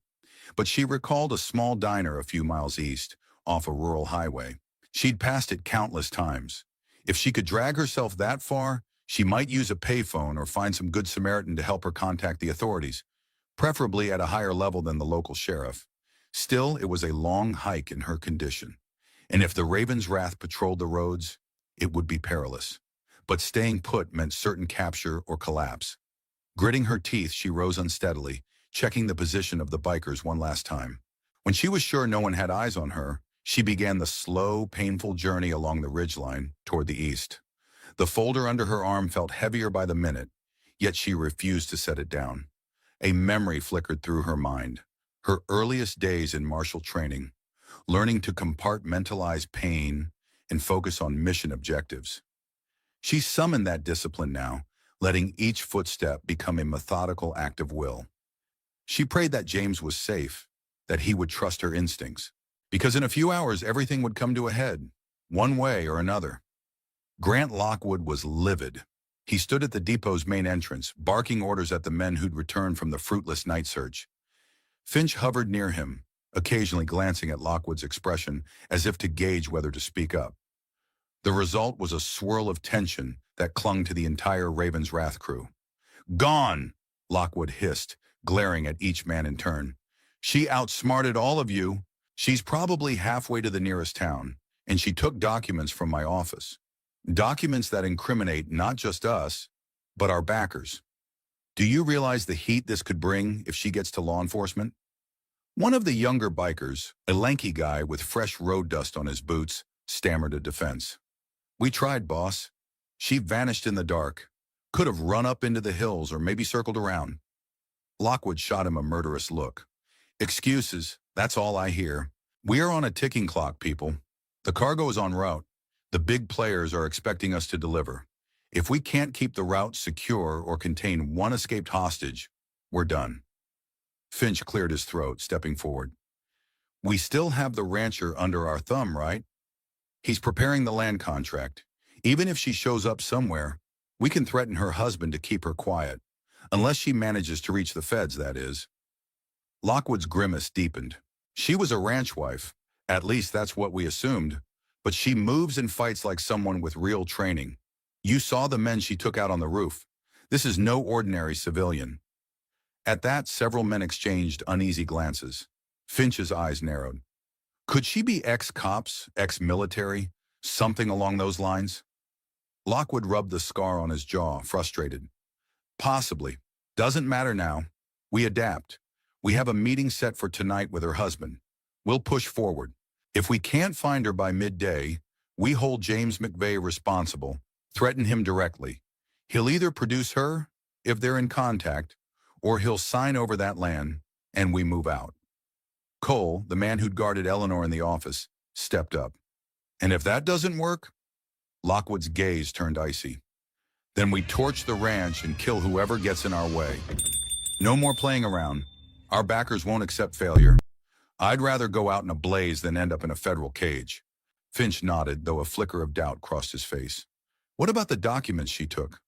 "Priority 1, find her. Priority 2, if we can't, we secure the route anyway and split. Our backers are too invested. If she tries to blow the whistle, we'll vanish before the feds can mobilize." Lockwood tossed a quick glare at T-Bone, who was leaning against a crate in the background, listening silently. "You got something to say?" T-Bone shrugged, the lines in his face etched deeper by worry. "Just thinking about blowback, boss. There's always blowback." Lockwood barked a laugh. "Maybe, but if we complete this job, we'll have a nest egg to disappear anywhere. If we fail, we're dead anyway. So gather the men, double-check weapons. The next few hours decide which way this goes." He spun on his heel, marching deeper into the depot. Finch and several others followed, leaving the rest to exchange uneasy looks. None of them missed the cold logic in Lockwood's words. With such high stakes, there was no turning back. Either they secured the route and got rich, or the entire operation collapsed, and in that collapse, many heads would roll. By mid-morning, Eleanor had put a few more painful miles behind her. She stuck to the rugged terrain east of the depot, weaving through gullies and brush-covered hillsides that offered sporadic cover. Twice she heard vehicles on remote dirt roads, but she couldn't tell if they belonged to ranchers, travelers, or Lockwood's men. Wary of stumbling into enemy hands, she avoided the roads altogether. Her wounded shoulder demanded attention. Every jostle sent sparks of pain radiating through her torso.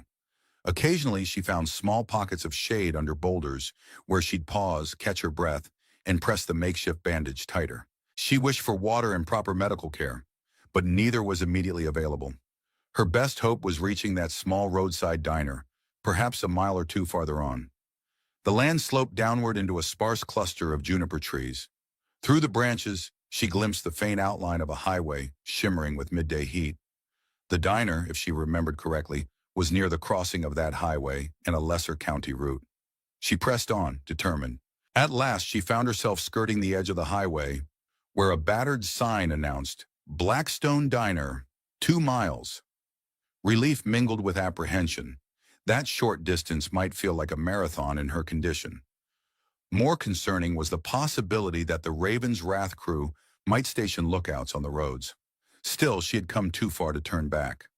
Summoning her last reserves of strength, Eleanor trod along a narrow shoulder, carefully watching for vehicles. Now and then, a pickup truck or an SUV would rumble past, oblivious to the mud-streaked woman crouching behind roadside brush. A small voice urged her to flag one down and beg for help, but if she waved a random stranger to stop, she risked discovering a Raven's Wrath sympathizer, or she might inadvertently place an innocent driver in the crosshairs of a violent gang. Eventually, a sign for the diner came into view around a bend in the highway. The building itself was a single-story structure with a faded red roof, a gravel parking lot, and a rusted neon sign reading BLK Stone, where a few letters had burned out. Parked outside were 2 pickups and a dusty sedan. She saw no motorcycles, which offered a thread of hope. Slipping across the gravel, she kept the folder under her arm and the stolen pistol concealed in her waistband. The morning sun blazed and she felt dangerously lightheaded. On reaching the diner's door, she paused to wipe as much mud from her face as she could, then stepped inside. Cool air and the smell of frying bacon greeted her. A couple of patrons occupied a booth in the corner, and a waitress with a name tag that read, Beverly, glanced up from behind the counter. At once, Beverly's eyes widened, taking in Eleanor's disheveled state and the bloody tear in her sleeve. "Ma'am, goodness, are you hurt?" the waitress exclaimed, hurrying forward. Eleanor mustered a pained smile. "I need a phone. Please," she whispered, her voice rough. "Can you call the feds or somebody with authority? There's a—" Her strength faltered, knees buckling. Beverly caught her elbow, guiding her to a stool. "Easy, easy. Let me get you some water, and I'll call for help right away." The other customers stared with concern, one of them rising to ask if an ambulance was needed. Eleanor blinked to steady her vision, her body swaying. "Not the local cops," she managed to say, forcing clarity into her tone. "I need a federal contact. I have evidence. Criminal smuggling ring." Beverly frowned, exchanging a wary glance with the man who'd stepped closer. "Sure, but first let's get you settled, all right?" Eleanor nodded, relief and exhaustion nearly overwhelming her. She clutched the folder to her chest. At last, she had a lifeline. If she could just stay conscious long enough to pass on everything she knew, there might still be a chance to bring down Lockwood before nightfall. At the depot, Lockwood was finalizing his contingency plan with Finch and Cole. They stood around a makeshift table that displayed topographical maps of local roads, marking potential choke points for their looming convoy. A battered laptop hummed with an open chat window, likely their backers, though none of them spoke openly about that. "All right," Lockwood said, tapping a route that snaked alongside the McVay ranch property. "We run the trucks here. Once we get confirmation James McVay handed over the land rights, we should have no problem crossing. If the woman tries to show up with the feds, we hit them hard, then scatter. Finch fiddled nervously with a switchblade. I still can't believe she just vanished. She's got to be in bad shape, though. Maybe we'll flush her out along the main roads. That's what the lookouts are for, Lockwood snapped. But so far, no sign of her. I'm guessing she's either holed up or on her way to meet with authorities. Either way, by tonight's meeting, we'll know. McVay will be our barometer. If he shows any sign of stalling or stammering, that means she's safe, feeding him info. Then we handle it. Cole's gaze darted to the truck bays where a half-loaded semi-trailer waited. What if she's already handed over the documents? Lockwood's lips curled in frustration. Then we're dealing with a ticking bomb. We move fast, do the land transfer at dusk, get the cargo rolling by midnight. If the feds close in, we have an exit strategy. He patted his jacket pocket, presumably referencing some more sinister fallback plan. Before Finch could respond, T-Bone emerged from behind a crate. Boss, he said quietly, we just got word from a spotter near Highway 108. He saw a woman matching that hostage's description stumbling into the Blackstone diner. She looked injured. Lockwood's reaction was immediate. Triumph flashed across his face. Finally. All right, we can't let her meet with the law. We'll send a crew. Finch, take 4 men. Get over there. Pick her up, and if she resists...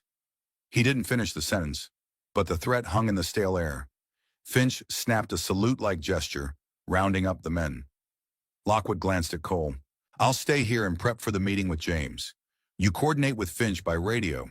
Once you have her, bring her back here, or if it's too hot, stash her at the fallback spot near the canyon.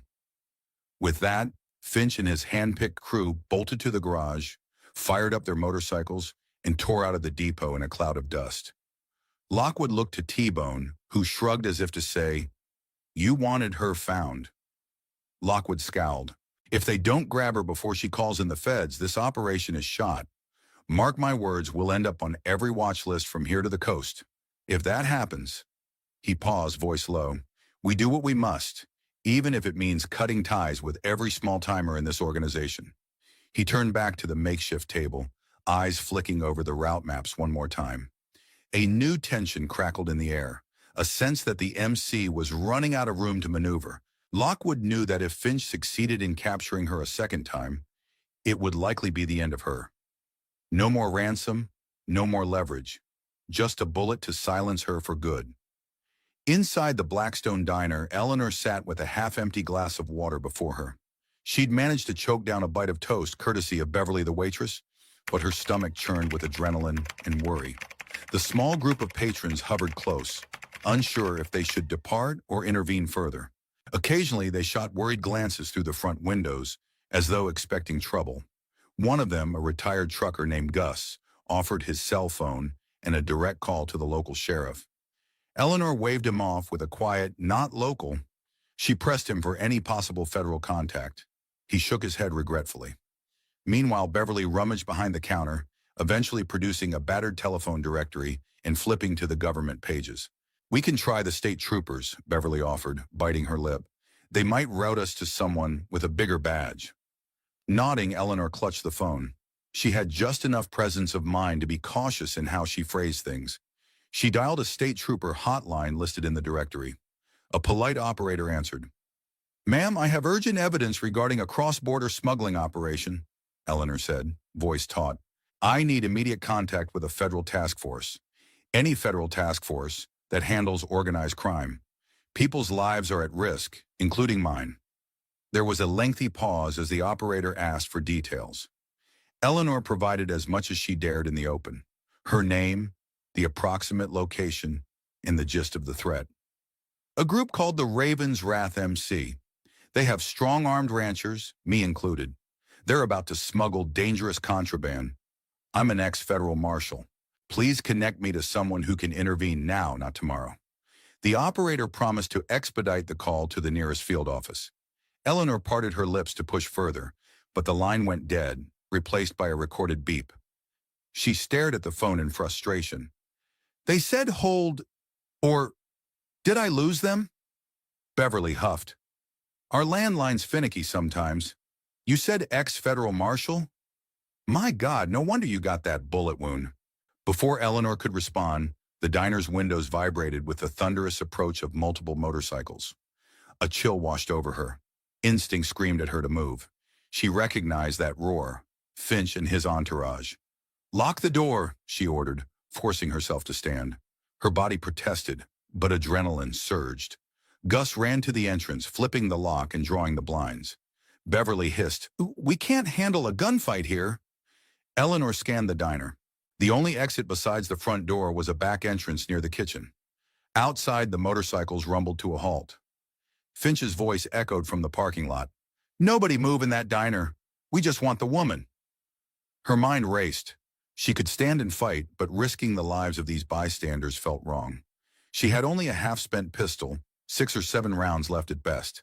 If Finch had 4 men, each armed with shotguns or semi-automatics, a direct confrontation in a diner would likely become a slaughter. Eleanor exhaled, steeling herself. She couldn't let them corner her in here, nor could she let them hurt these people. A moment later, she passed the folder of evidence to Beverly. "Hide this. If anything happens to me, get it to the feds. Don't let them know you have it." Beverly's hands trembled as she took the manila folder, nodding wordlessly. Gus gripped a tire iron he'd retrieved from his truck, gaze fierce. "We can bar the front door, ma'am. Maybe buy you time." Shaking her head, Eleanor positioned herself near a side window, peering out. She saw Finch and 2 others dismount, scanning the entrance. Another 2 patrolled the perimeter on their bikes. "Let me go around back," she decided, voice hushed. "I'll try to draw them away." "And if they see you?" Beverly whispered. A wry, pained smile tugged at Eleanor's lips. "Then I'll keep them busy. You folks slip out the other way. Call for help as soon as you're safe." Without waiting for argument, she staggered toward the kitchen.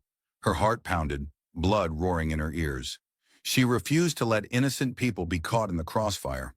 If she could lead Finch away, maybe the state troopers or some federal agent would arrive soon.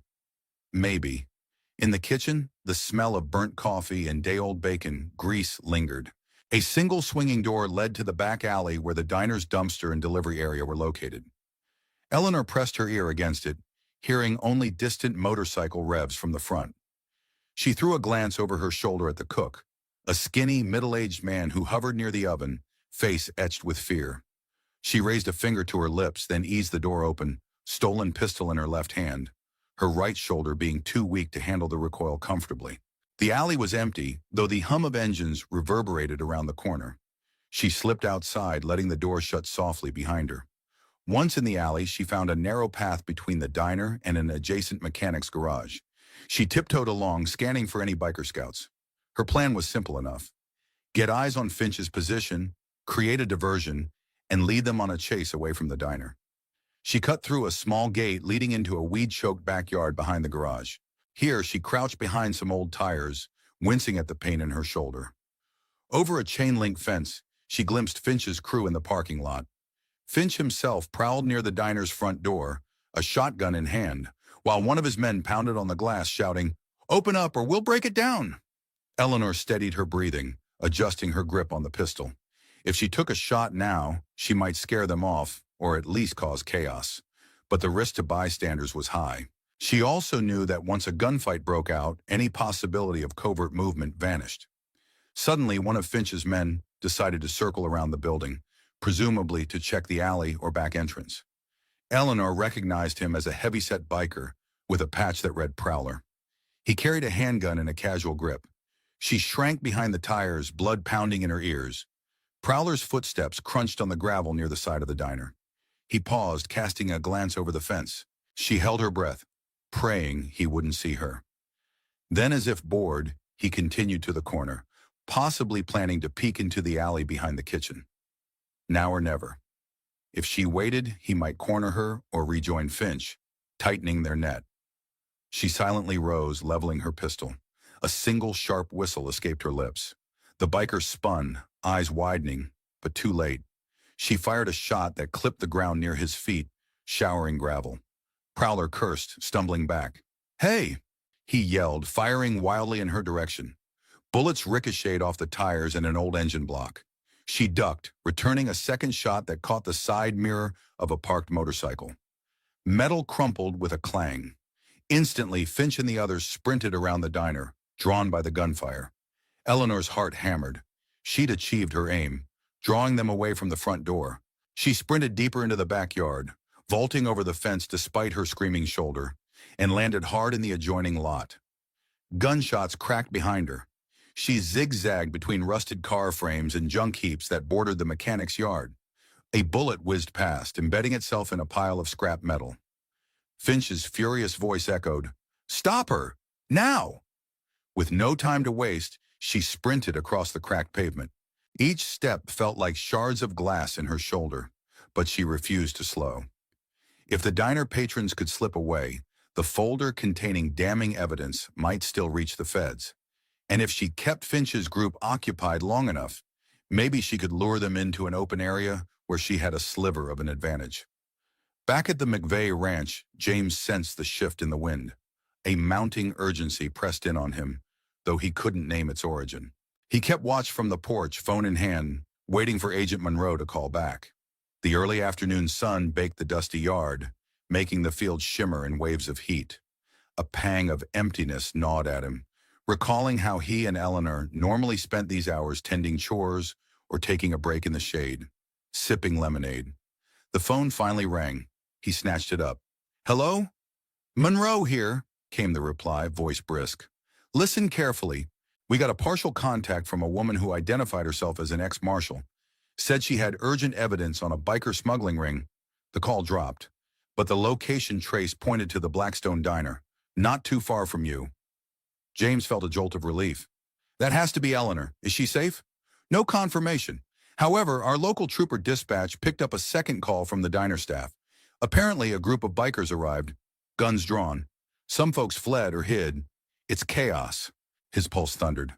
"I have to get there. She might be in danger." Monroe's tone sharpened.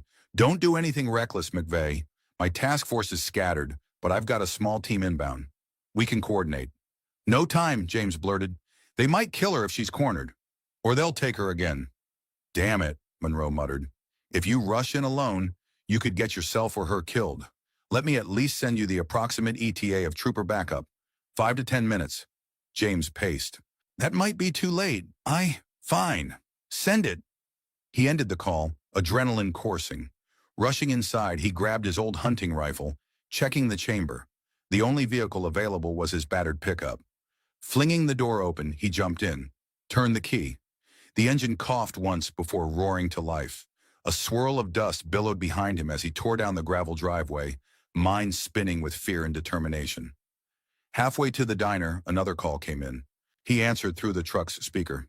"McVay here." Monroe's voice crackled. "We have confirmed sightings of multiple armed bikers near the diner. Local troopers are en route. My team is still an hour out. Best case. Where are you?" "I'm heading there now," James said, jaw clenched. "Don't engage directly," Monroe warned. "If you can, circle wide. Get eyes on the situation. If she's in immediate danger, do what you must, but the priority is to keep her alive until we arrive." James's stomach churned. He loathed the idea of waiting in the wings while Eleanor faced danger alone. But a small part of him recognized Monroe's caution. A direct firefight with an entire MC crew could be catastrophic. "Understood," he lied, pressing the accelerator. The dusty roads blurred beneath him as he navigated the rural routes. He prayed silently, recalling how Eleanor had once told him about the razor-thin line between bravery and recklessness. She had the training to handle lethal confrontations, while he did not. But he couldn't just stand by either. As he neared the final stretch of highway, he glimpsed an abandoned motorcycle lying on its side near an empty lot. This sent a jolt of alarm through him. Was it one of Lockwood's men? Had Eleanor already engaged them? The diner sign peeked around the bend, not far now. James swallowed hard, checked his rifle again, and forced himself to slow. A confrontation was inevitable. He just hoped he wasn't too late. Eleanor's lungs burned as she darted behind a rusted tow truck at the edge of the mechanic's lot. Her legs wobbled, exhaustion threatening to buckle her knees. But she willed herself onward. The morning's harrowing escape from the depot, compounded by the bullet wound, had sapped her stamina. Now Finch and at least 3 armed men hunted her among junked vehicles and industrial debris. An engine revved, and she saw a biker crossing the far side of the yard, scanning for movement. Closer by, Finch's voice rang out. Spread out! She can't have gone far! Her mind worked frantically. If she tried to slip onto the main road, they'd spot her. Fighting them head-on was a near-suicidal proposition. Yet if she let them corner her in this warren of scrap metal, she'd be equally doomed. She needed a vantage point or a path to slip away, some advantage to exploit. Peering through a gap, she spotted an abandoned shipping container on the lot's eastern edge. Its rusted sides might offer partial cover. Summoning her courage, she dashed toward it, weaving between a junk sedan and a collapsed workbench. Gunfire erupted behind her, rounds pinging off metal. She flung herself to the ground, rolling beneath a battered forklift. The forklift's underside provided minimal concealment, but it shielded her enough to check her ammo. She had 3 rounds left. Grimly, she clutched the pistol. If she had to shoot, she would aim for non-lethal takedowns. Her old martial training never left her. But if cornered, lethal force might be her only option. Footsteps crunched on gravel. She held her breath. Finch came into view, face twisted with fury. He peered around, shotgun at the ready, scanning every possible hiding spot. "We know you're here, lady," he shouted. "Might as well come out. You're only making it worse." Eleanor closed her eyes, inhaling. The forklift offered a temporary blind, but if Finch looked underneath, there'd be no escaping his shotgun blast. A second set of footsteps approached from the opposite side. Another biker, armed with a handgun. She was pinned. In a sudden burst of noise, an old pickup truck screeched to a halt just outside the chain-link fence of the lot. Eleanor's eyes flew open. A door slammed, and a familiar voice shouted her name. "Eleanor!" "James!" She dared to peer from beneath the forklift. She spotted her husband standing by his truck, rifle in hand, scanning the yard with wild eyes. Relief mingled with dread. He was here, but that meant he was in lethal danger. Finch reacted first, cursing. He spun, racing toward the fence to intercept James. One of his men followed. From her vantage, Eleanor saw an opening. With Finch distracted, she wriggled out from under the forklift, ignoring the protest of her muscles, and leveled her pistol.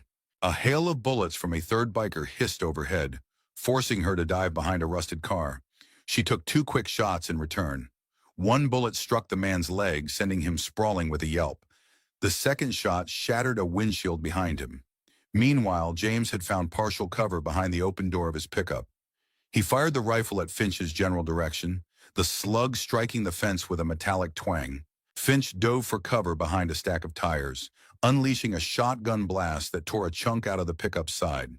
In the chaos, another biker roared in on his motorcycle, trying to flank James. Spotting it, Eleanor forced herself to sprint from behind the rusted car, her shoulders screaming. She lined up the pistol, squeezed the trigger. Click. Empty. Panic ripped through her as the motorcycle bore down. But a thunderous rifle shot rang out, and the biker's front tire exploded. He toppled in a shower of sparks, crashing onto the gravel. James's aim had proven true. For a moment, everything froze in stunned silence. Then Finch hollered, "Fall back!" He and the remaining conscious biker scrambled for their motorcycles or a better vantage. Eleanor dashed to James's side, heart in her throat. "You shouldn't be here," she gasped, pressing a hand to her bleeding shoulder. He gave her a fierce look, eyes shining with relief and terror. "I got your message through Monroe, and I couldn't wait." Another shotgun blast rang out, sending them both ducking. "We have to get out of here," James hissed. "Troopers are on the way, but not fast enough." She nodded, scanning the chaos. The diner staff had presumably fled. Finch, cornered, would soon realize he couldn't hold the yard. He might retreat, or he might make a suicidal last stand. The scrape of boots on gravel told her the next move was imminent. Gathering her resolve, Eleanor prepared for one final showdown, one that could end the Ravenswrath's reign if they played it right. This incredible journey reminds me that courage and empathy can bloom in the most unforgiving landscapes. We saw a resilient community come together to protect what they love, and a hidden warrior who showed us that determination can overcome even the toughest obstacles. From daring escapes to cunning takedowns, this story has proven that hope can outshine fear when people refuse to give up on each other. I personally find inspiration in how goodness can emerge from hardship, and I hope you do too. Now, I'd love to hear your thoughts. Did any moment in this adventure especially resonate with you? Please share your comments and ideas so we can keep the discussion going. Thank you for being part of the journey, and never forget to stay true to what you believe in, no matter how rough the trail gets.